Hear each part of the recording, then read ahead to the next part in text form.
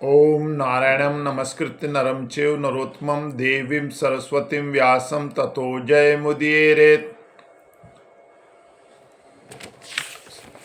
आप सभी तत्व ज्ञान के जिज्ञासु बंधुओं, आज हम कठोपनिषद पर कुछ चर्चा करेंगे। आप लोग ध्यान लगाकर श्रवण कीजिए। एक बार महर्षि अरुण के पुत्र उद्दालक ऋषि ने फल की कामना से एक बड़ा महान विश्वजीत यज्ञ किया। तो जब इस प्रकार के यज्ञ होते हैं तो उसमें सर्वस्व दान करना पड़ता है। तो उद्दालक ऋषि ने भी इस पावन अवसर पर अपने संपूर्ण धनादि पदार्थों का दान कर दिया और साथ ही साथ दान में कई जरा शीर्ण गौवें भी दक्षिणा के रूप में ब्राह्मणों को देने के लिए तैयार हो गए। तभी उद्दालक ऋषि के पुत्र नचिकेता ने पिताजी से कहा कि हे पिताश्री, ये आप क्या कर रहे हैं? कैसी गौवें दक्षिणा में दे रहे हैं जो अत्यंत जरा अवस्थाओं में पहुंच चुकी है? अरे इनमें न तो झुककर जल पीने की शक्ति रही है, ना ही घास चबाने के लिए इनके दांत रहे और ना ही इनके स्तनों से दूध बचा है और ना ही ये अब गर्भ धारण कर सकती है। इनकी इंद्रियां, समस्त इंद्रियां निश्चेष्ट हो चुकी है। और फिर जिन ब्राह्मणों के घर ये गौवें जाएगी तो उनको दुख के सिवाय और क्या देगी? दान तो उसी वस्तु का करना चाहिए जो अपने को सुख देने वाली हो, प्रिय हो और उपयोगी हो। जिन्हें दीजिए उन्हें भी सुख की अनुभूति हो। तो हे पिताजी, इस प्रकार के दान दाता को पता है, शास्त्रों में वर्णन आता है कि जो इस प्रकार का दान करता है उस दान दाता को नीच योनि में जाना पड़ता है। नरकादिक मिलते हैं जिनमें सुख कहीं लेश मात्र भी नहीं है। तो इस प्रकार के दान आप क्या सुख दान करके क्या आप सुख पाएंगे? आप सर्वस्व दान कर रहे हैं तो ऐसा करिए, मैं भी आपका सर्वस्व हूँ, आपका धन हूँ, आप मुझे दान कर दीजिए। मुझे किसको दान में देते हैं बता दीजिए। नचिकेता पुत्र की इस बात पर पिता ने कोई ध्यान नहीं दिया। फिर पुनः नचिकेता ने कहा, पिताश्री, मुझे आप किसको सौंपते हैं? आप किसको दान करते हैं? दान कर दीजिए मुझे। पिताजी ने इस बार भी उपेक्षा कर दी, ध्यान नहीं दिया। लेकिन नचिकेता से रहा नहीं गया। उसने तीसरी बार फिर वही कहा, पिताजी आप मुझे किसको देते हैं? अब पिता उद्दालक ऋषि को क्रोध आ गया और उन्होंने आवेश में आकर कहा, हे पुत्र, तुझे मैं यमराज को देता हूं। उसी समय नचिकेता ने कहा, पिताजी बहुत अच्छी बात कही आपने, लेकिन आप अपने क्रोध को शांत कर दीजिए। आपको जो शोक हो रहा है ना, उसे त्याग दीजिए, अपने सत्य का पालन कीजिए। मुझे मृत्यु के साथ यमराज के पास जाने की अनुमति प्रदान कीजिए। मैं जाने के लिए तैयार हूं यमराज के पास। पुत्र के वचन सुनकर उद्दालक को दुख तो हुआ, परंतु नचिकेता की सत्यपरायणता को देखकर उन्होंने उसे यमराज के पास भेज दिया। जब नचिकेता यमराज के सदन पहुंचा, यम सदन, तो पता चला कि यमराज कहीं बाहर गए हुए थे। तो नचिकेता 3 दिनों तक अन्न ग्रहण किए बिना ही यमराज की प्रतीक्षा करता रहा, वहीं अड़ा रहा। जब 3 दिन बाद यमराज लौट कर आए तो उन्हें पता चला कि नचिकेता 3 दिन 3 रात से भूखे प्यासे मेरी प्रतीक्षा में बैठे हैं। तो कहने लगे नचिकेता के पास आकर के, हे ब्राह्मण देवता, मुझे अत्यंत खेद है कि मुझसे बड़ा भारी अपराध हो गया है शायद। तो मैं इस दोष की निवृत्ति के लिए, मेरा कल्याण हो जाए, आपके आपने 3 दिन भूखे प्यासे कष्ट उठाया है, इसलिए प्रत्येक दिन के बदले एक एक करके मुझसे अपनी इच्छा अनुसार 3 वरदान मांग लीजिए, जिससे कि मुझे ये दोष लगा उसकी निवृत्ति हो जाए। 3 वरदान मांग लीजिए। 3 दिन आपने कष्ट सहा है।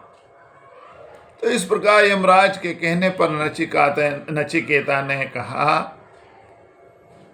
कि हे यमराज देवता, मैं पहला वर ये मांगता हूँ कि अपने पिता उद्दालक के लिए ये मैं वर मांगता हूँ कि वो क्रोध रहित होकर मेरे प्रति शांत संकल्प और प्रसन्न मन वाले बन जाए। जो मेरे प्रति उनका क्रोध है वो त्याग दे और शांत मन हो जाए उनका, पहला वरदान। दूसरा वरदान नचिकेता ने यमराज से ये मांगा कि मुझे अग्नि विद्या का ज्ञान प्राप्त हो जाए, जिसकी प्राप्ति से स्वर्गलोक को प्राप्त हुए पुरुष अमृत को प्राप्त हो जाते हैं। और तीसरा अभिष्ट वरदान मेरा यह है कि भगवान, मृत मनुष्य के संबंध में ये एक बड़ा संदेह है कि कुछ लोग तो कहते हैं कि मृत्यु के बाद भी आत्मा का अस्तित्व रहता है और कुछ लोग कहते हैं कि नहीं रहता। तो इस विषय में आपका जो अनुभव हो वो मुझे बतलाइए, जिससे कि आपके मुखारबिंद से इस रहस्य को भली भांति समझ पाऊं। नचिकेता से ये वचन सुनकर यमराज ने कहा, है नचिकेता, तुम बड़े भोले हो। क्या करोगे इस तीसरे वरदान को लेकर, इस तीसरे वर को लेकर क्या करोगे? तुम्हें तो सुख की विशाल सामग्रियों को ग्रहण करना चाहिए। 100 वर्ष जीने वाले पुत्र पौत्रादि एवं गो आदि बहुत से उपयोगी पशु व भोगने के लिए महान साम्राज्य इत्यादि, कुछ भी जो चाहो मांग लो। तो इस प्रकार नचिकेता को यमराज ने प्रलोभन दिया, परंतु इतने पर भी नचिकेता अपने निश्चय पर अटल रहे।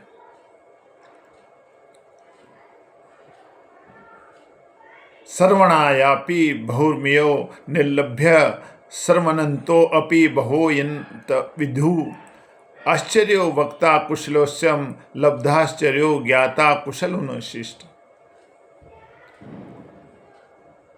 तब यमराज भली भांति जान गए कि नचिकेता दृढ़ निश्चयी है, परम वैराग्यवान और निर्भीक है, इसलिए यह ब्रह्म विद्या का उत्तम अधिकारी है। इसे परमात्म तत्व का ज्ञान श्रवण कराना चाहिए। हे नचिकेता, जो मनुष्य बुरे आचरणों से घृणा करके उनका त्याग नहीं कर देता, जिसका मन परमात्मा को छोड़कर दिन रात सांसारिक भोगों में भटकता रहता है, परमात्मा पर विश्वास न होने के कारण जो सदा अशांत रहता है, जिसका मन बुद्धि और इंद्रियां वश में की हुई नहीं है, ऐसा मनुष्य सूक्ष्म बुद्धि द्वारा आत्म विचार करते रहने पर भी परमात्मा को नहीं पा सकता, क्योंकि वह परमात्मा की असीम कृपा का आदर नहीं करता, उसकी अवहेलना करता रहता है, अतः वह उनकी कृपा का अधिकारी नहीं है। हे नचिकेता, इस जगत में एकमात्र पूर्ण ब्रह्म परमात्मा ही परिपूर्ण है। सब कुछ उन्हीं का स्वरूप है। यहाँ परमात्मा से भिन्न कुछ भी नहीं है। तो जो यहाँ विभिन्नता की झलक देखता है वह मनुष्य मृत्यु से मृत्यु को प्राप्त हो जाता है, अर्थात बार बार जन्म मरण के चक्कर में होता है। तो हे नचिकेता, जो मनुष्य परमात्मा को अपने हृदय में स्थित देखता है वह स्वाभाविक ही ये जानता है कि इसी भांति वे सबके हृदय में स्थित है, इसलिए वह किसी की निंदा व किसी की घृणा क्यों करेगा? वह परमात्मा पूर्ण है। तो हे नचिकेता, तुमने मुझसे तीसरा अभिष्ट वरदान यह मांगा था कि क्या मृत्यु के पश्चात भी आत्मा का अस्तित्व रहता है अथवा नहीं? कृपा करके आपका अनुभव बताइए। तो हे नचिकेता, इस संबंध में सुनो कि जब एक शरीर से दूसरे शरीर में गमन करने के स्वभाव वाला देही ये जीवात्मा जब इस वर्तमान शरीर से निकलकर चला जाता है, तब उसके साथ इंद्रियां, प्राण आदि भी चले जाते हैं। तब इस मृत शरीर में क्या बच रहता है? तो सुनो, देखने में कुछ भी नहीं रहता, परंतु वह परब्रह्म परमात्मा जो सदा सर्वदा समान भाव से सर्वत्र परिपूर्ण है, जो चेतन जीव जड़ प्रकृति सभी के सदा से में सदा व्यापक है, वह रह जाता है। यही वह ब्रह्म है जिसके बारे में तुमने पूछा था। हे नचिकेता, मनुष्य का हृदय निरंतर विभिन्न प्रकार की इहलौकिक परलौकिक कामनाओं से भरा रहता है। इसी कारण न तो वह कभी यह विचार करता है कि परम आनंद स्वरूप परमेश्वर को किस प्रकार प्राप्त किया जाए, और न ही अपनी काम वासनाओं में आसक्ति के कारण वह परमात्मा को पाने का अभिलाषा ही करता है। जब उसकी समस्त चेष्टाएं कामनाएं नष्ट हो जाती है, तब इसी मनुष्य शरीर में परमात्मा का भली भांति साक्षात्कार कर लेता है। तो हे नचिकेता, इस शरीर का अंत होने से पूर्व ही यदि व्यक्ति ब्रह्म का ज्ञान प्राप्त कर ले तो जीव बंधन से छूट जाता है, और यदि नहीं प्राप्त कर पाया तो बारंबार विभिन्न योनियों में भ्रमण करते हुए जन्म मरण के चक्कर काटता रहता है।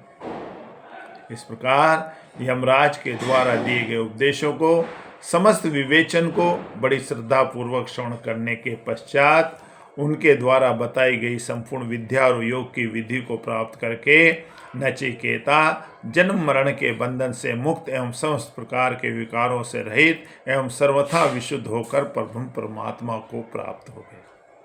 तो इसी प्रकार यदि कोई इस अध्यात्म विद्या को नचिकेता की भांति ठीक ठीक जानने वाला, श्रद्धापूर्वक उसे धारण करने वाला है, वह भी सभी प्रकार के विकारों से रहित होकर जन्म मृत्यु के बंधन को लांघता हुआ परब्रह्म परमात्मा को प्राप्त हो जाता है। इसमें कोई संशय नहीं।